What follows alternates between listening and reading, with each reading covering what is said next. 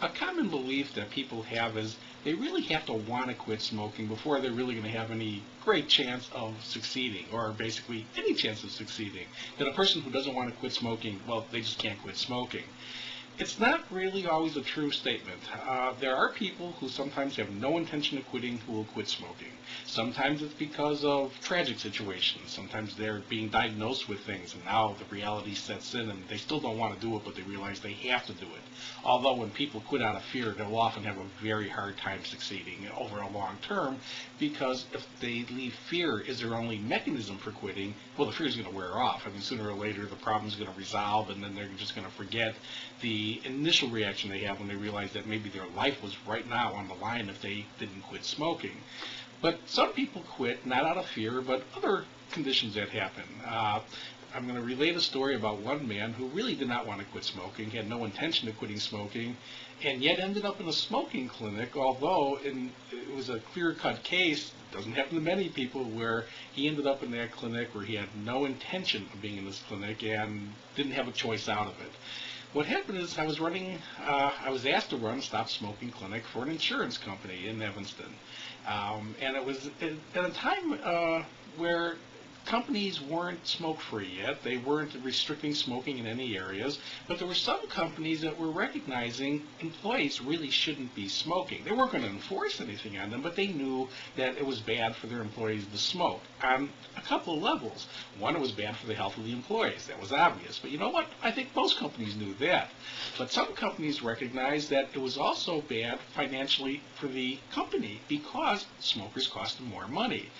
This company happened to be an insurance company, and when I thought back to it now, a lot of the company clinics that I was being asked to do back in the days where there weren't a lot of companies doing clinics, there were insurance companies. Insurance companies recognized the implication of smoking employees. Again, bottom line dollars, and they knew it was hurting their bottom line as well as hurting their employees. So insurance companies were interested in smoking cessation probably before a lot of other industries. Well, this one insurance company, the management realized they wanted to do a stop smoking clinic, and now they needed to find out what was available and bring a clinic in for their employees. The management goes to human resources, and the man who was in charge of human resources was a chain smoker who had no intention, no desire to quit smoking. And now management is telling him, we want you to bring in a program in for employees to quit smoking. We want you, to get people into this program. We want you out promoting this program. And the man's name was Joe, and Joe basically tried to lay it out very clearly to management that he really wasn't interested in this particular project because he was a smoker. He did not want to quit smoking. He has no interest in quitting smoking. At that point, Joe said he loved smoking. Joe said if he had a choice between giving up smoking and his firstborn, he'd miss the kid. Smoking was important to Joe. And his boss had told him, we're not asking you to quit smoking. We just want you to find what programs are available. We want you to bring the program in that you think is the best program, and we want you to get employees into this clinic. Joe reluctantly agrees. Well, he has no choice. This is his job description. This is his position in the company. He needs to be doing this. So Joe researches programs in the area. He finds us. He promotes the program to employees. He's going for almost person to person, trying to get people to realize we're bringing in this program. If you have any interest in quitting smoking, you should consider coming to this program. Joe must have been a pretty good salesperson because he got a lot of people into this clinic. So now, the day of the clinic starts. The companies, when I was doing company clinics back then, the companies kind of had to pay a deposit in advance, and then they would pay for the rest of the clinic at the completion of the clinic. And we did that to make sure that they would get enough employees in for us to do the program. It was the type of thing we had a lot of companies who said, oh, they want us to come in, they want us to come in. We'd lock out 2 weeks, and we get there, and nobody was there. So we put in protective measures to make sure that wasn't going to happen. So Joe does his job. He gets people in that room. He sets up the projector for us. He gets all the material, helps me set up the chairs and how I want them to be. He's greeting the people as they come in. And, there's always the trepidation of all the new people coming in the first day of a clinic who are scared of what they're getting into. And Joe, in a way, was putting them at relative ease, welcoming them in. And then Joe introduces me, and he tells, that he's researched, he found this program, and we're very successful, and, he wishes everybody luck. And then what happens is he introduces me, he turns it over to me, and then he says bye to the group. Well, all of a sudden, one of the people in the group looked at him and said, "Joe, where are you going?" And Joe says, "No, I'm done. I've done my job." And he was saying, "Joe, you're a chain smoker. What do you mean you're done? Where are you going?" He says, "Well, I'm not quitting smoking." And again, Joe says, "I love smoking. If I have a choice between go smoking my firstborn, I'm missing the kid." I mean, Joe repeated what he said to his manager. Well, the man got irate because, as far as he was concerned, Joe twisted his arm to come into this program. And he was not the only man who felt this way. Everyone in the clinic was like in shock because the man who was out promoting, pulling everybody into this program, is now leaving probably to go have a cigarette for all practical purposes. And they were mad. They were really mad. And they said, "If you walk out of this program, we're going with you. We're not staying in this program." Now, Joe's in a bind here. He knows he was given the job to get us into to the company. He knows about the deposit. He knows that this clinic is now about to totally fall apart. And if anyone in management asks why did the clinic fall apart, it's going to basically be said by everybody because Joe left. So Joe's in a bind here. He ends up joining the clinic. Now you got to understand, this man had no intention up to this moment in time of quitting smoking. And keep in mind, the rule of our clinic is if you take a puff anywhere along the way, you're out of the clinic. So Joe is in a real bind here. He was probably hoping that everybody else would fail first, and then he could just go back and he could just blame it on the clinic. Well, that wasn't going to happen. I mean, Joe joins the clinic, but he has a miserable attitude. And again, when you get a person quitting who doesn't want to quit smoking, their attitude is lousy. If you quit smoking, or with a lousy attitude, you're going to have a lousy time. I don't care what withdrawal is or isn't. If you have a lousy attitude, you're going to have a lousy time. If you quit with a good attitude, well, you might have a lousy time, but at least you'll have a good attitude about it. Joe had a lousy attitude.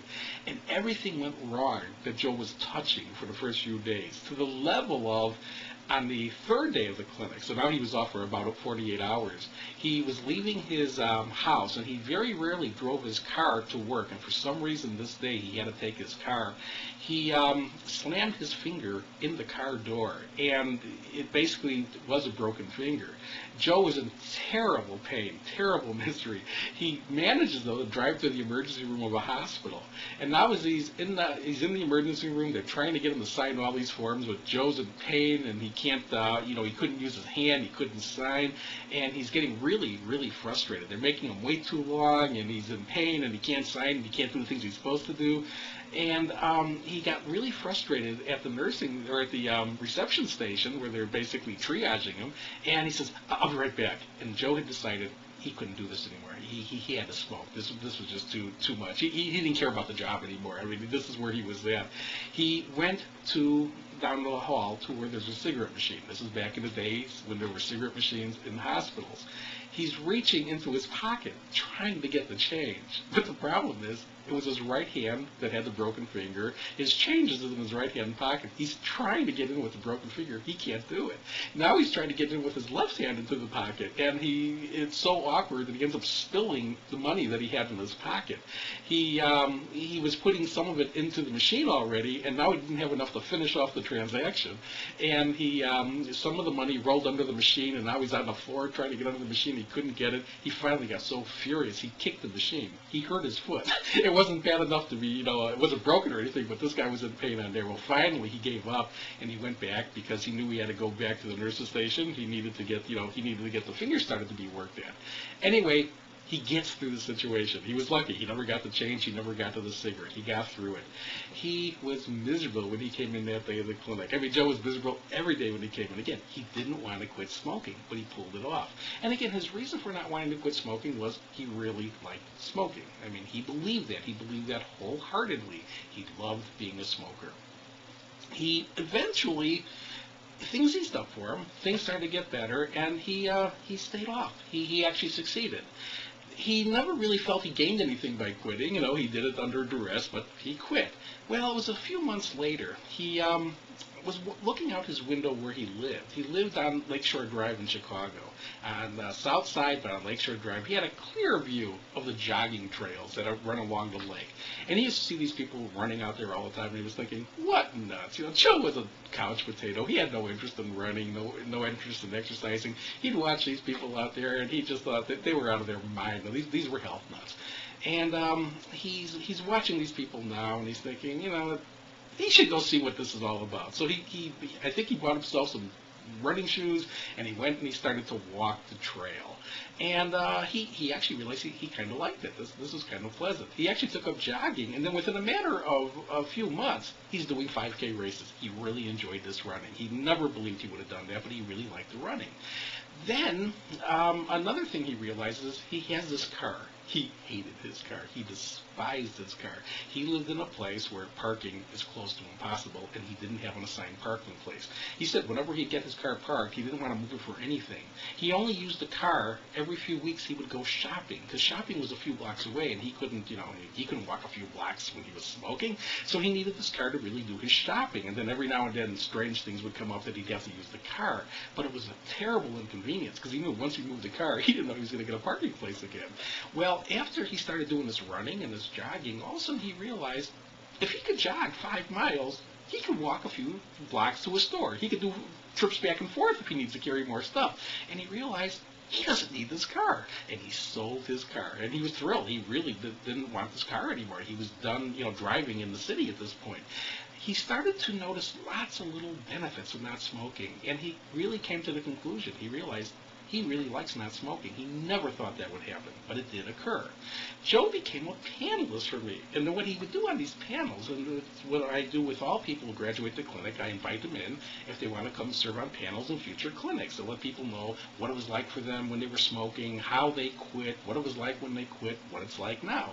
And Joe would come in on these panels and he would talk about how much he loved smoking when he was a smoker, how he quit smoking, how miserable it was, how he was convinced he loved smoking until he quit smoking, and all of a sudden he realized he really liked not smoking. It was really a kind of pleasant way of life now, and he was real happy about this. He really was an enthused ex-smoker.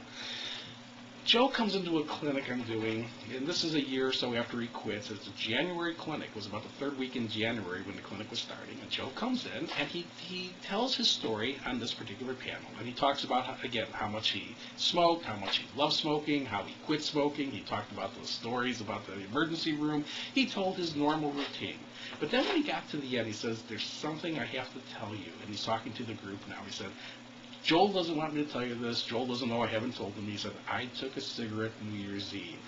I know it's a dumb thing to do. He's very apologetic about it. He said, I was a little bit drunk at the time. I didn't know what I was doing. All of a sudden I realized I had a cigarette with me, and I was like, oh my God, this is terrible. He put out the cigarette, and again, extremely apologetic. And, and he said, it happened. He won't do it again. Now, with the group here, I'm looking at Joe. I said, Joe, you're lucky you're not smoking right now. Most people who do what Joe did, they're smoking very quickly. Well, this was 3 weeks later, and Joe hadn't smoked. And Joe says, no, he knows, he understands. He's been to enough clinics where he saw people. He saw panels come and talk about how they had relapsed in the past, and he recognized, what he had done. He sees people in the clinic who he'd seen before, and maybe in the clinic or two before that, who lost those quits because they took a puff. He said, no, I've seen enough people who go back to smoking. I know you can't do this. And I realized he was right there. He does have that observation. He has that on his side. But I said, you better be careful right there. You can't think you're going to get away with this kind of thing again. He said, no, I know. Never again. It won't happen. He comes to every clinic, I think I did that year. And I was doing clinics every month, sometimes every 2 months. And Joe would come in the clinic and tell his panel story of how much he loved smoking, how hard it was for him to quit, how wonderful it is not to smoke now. And then when we get to the end, he would say, oh, there's a story Joel doesn't want me to tell you, but, I feel I have to be honest. I took a cigarette New Year's Eve. I'll never do it again. And for the first few months, very apologetic, very contrite about it. And you could tell, he was sincere. When he came to my November clinic, he's doing a panel. He's telling his normal story. Then he gets to the end. He says, oh, there's a story I got to tell you. Joel doesn't want me to tell you this, but I took a cigarette New Year's Eve. Oh, it'll never happen again. It was a dumb thing to do. The difference now, he was saying probably the same words he'd said in the other programs, but the difference was He was gloating about it. He was mocking it. It was this big joke to him now. It's like it was really no longer a big deal. It was no longer a threat. It was a dumb thing that happened, but he'll never do it again. And again, I looked at Joe and I said, Joe, you're lucky you're not smoking right now. He said, oh, no, I know. But again, in a mocking sort of way. I called Joe up 2 days before New Year's. I said, Joe, we're going to be New Year's Eve. He starts laughing. He says, yeah, I know. You think I'm going back to smoke? I said, listen, I'm having a party at my house. I invited all non-smokers. Even if I want one, I can't get one. I'm safe. And I figured, okay, he put some planning into this. He realized there was a risk here. So he's thought about it, and, hopefully Joe's okay. Joe calls me up New Year's Day, and there's a panic in his voice. When's your next clinic? And I said, what happened? He said, oh, one of my friends brought 2 friends. One of them smoked. He bummed a cigarette from that friend. He was hooked. He came to the next clinic. He did not get off smoking. He came to 2 more clinics during that year. He did not quit smoking. He finally quit on his own in November. It took him 11 months to get off. That first cigarette he took, that first New Year's Eve, hooked him. Oh, it took 365 days to do it, but it hooked him. It set up the precedent that if things ever got really bad or really good, or again, it got very specific. If it's New Year's Eve and a cigarette comes around, oh, I can have that and not go back to smoking. That cigarette cost him his quit. He was lucky. 11 months later, he was able to get off again. Some people are not that lucky. Some people don't muster up the strength. Some people don't get the desire again. And the worst, the absolute worst, some people do not get the opportunity again to quit smoking. Something goes wrong between the relapse and the day they were thinking they were going to quit. And sometimes that thing that goes wrong is a diagnosis of a terminal illness or sudden death. Again, these are effective measures to get people off smoking. If they die, they will not smoke. But it's not the symptom. It's not the warning. It's not the message that they were expecting and hoping for to get them off smoking. Cigarettes end up costing them their life. When you have a quit going, you need to understand, even if you didn't want to quit when you started, there will be benefits that will go along. You're saving your health without question. You're likely saving your life. And to keep these benefits, it's still a matter of understanding that one puff is going to throw that quit out the window. It either sets the precedent that you could have another one and not go back, at which point you will take another one, and maybe that one will hook you, maybe it won't, but it'll allow another one. And then sooner or later, one of them is going to take you down, and then you are a smoker again. Taking a puff after quitting means you're somewhere down the line, you're either going through smoking again or you're going through quitting again, and those are both lousy options. The way to keep the quit going that you have going now, to make it last forever, again, is to stick with a personal commitment on a day-by-day basis to never take another puff.